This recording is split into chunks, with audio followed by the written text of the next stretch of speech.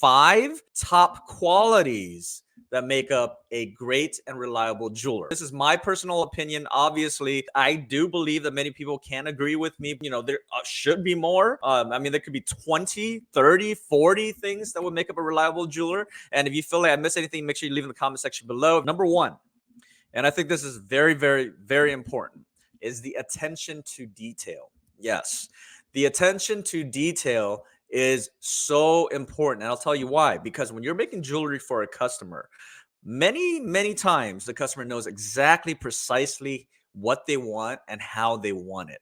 They'll let you know exactly the metal they want, the color they want, the finger size they want, the gemstones they want to set it on, the exact hue of the gemstone if it's a colored stone, right? They know exactly the design. Is it a 3-stone setting? Is it a halo setting? Is it a solitaire? They know everything they want. So the attention to detail is very important. So how do you achieve the attention to detail? My suggestion is listening, right? So the listening has to be there. It's extremely important to not only achieve what they want through the attention to detail, but the prerequisite of that is basically to listen and to basically hear what they want. And if you can figure out what they want, then you are much better off making sure that you deliver on the detail that they're looking for. Okay, that's number 1. Number 2, what it takes is to be inventive. All right. So a very, very good jeweler is very, very inventive in a sense where they are constantly coming up with new ideas and new designs to stay in trend, to not only be successful, but it's because it's part of their job and they actually enjoy it. Right. As you may know, if you've been in the jewelry business, or you're trying to get into the jewelry business, or you're just learning about the jewelry business, or you just love jewelry in general, to basically succeed in any business, regardless if it's just jewelry or not, it's extremely important to be inventive. And what do I mean by that? Well, understand the latest trends, understand the latest jewelry items that are in the market, understand what people are into, understand the designs, understand, do they like petite? Do they like thicker designs? Do they like precious metals, semi-precious stones, right? What is it? And then become inventive with the resources that you're able to find, right? How can you incorporate your ideas into the design and create newer items for the marketplace, right? So to be inventive is extremely important in the jewelry business. So if you don't have a person that's inventive, or you yourself is not inventive, then it may be a decision, or maybe wise, to find someone that is inventive to help you out. So that's number 2.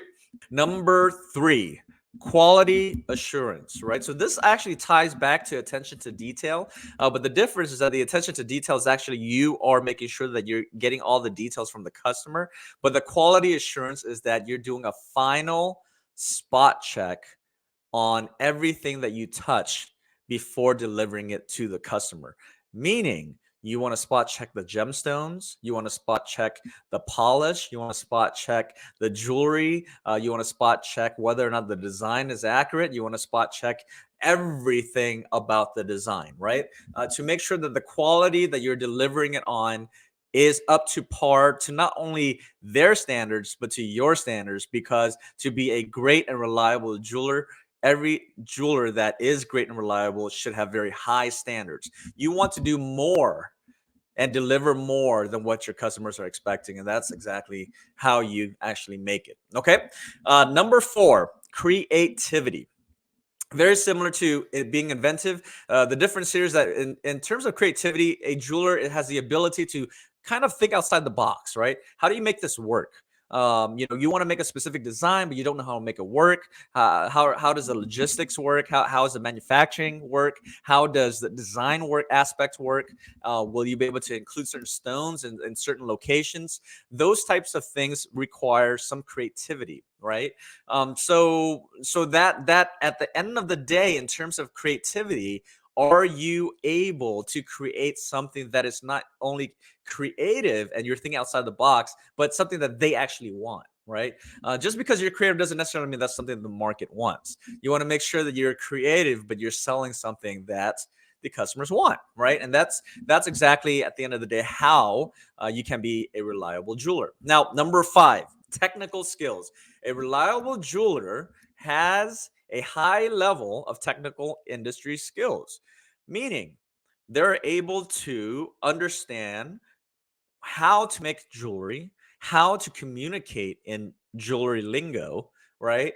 And be able to really deliver on the product through their understanding of technicalities.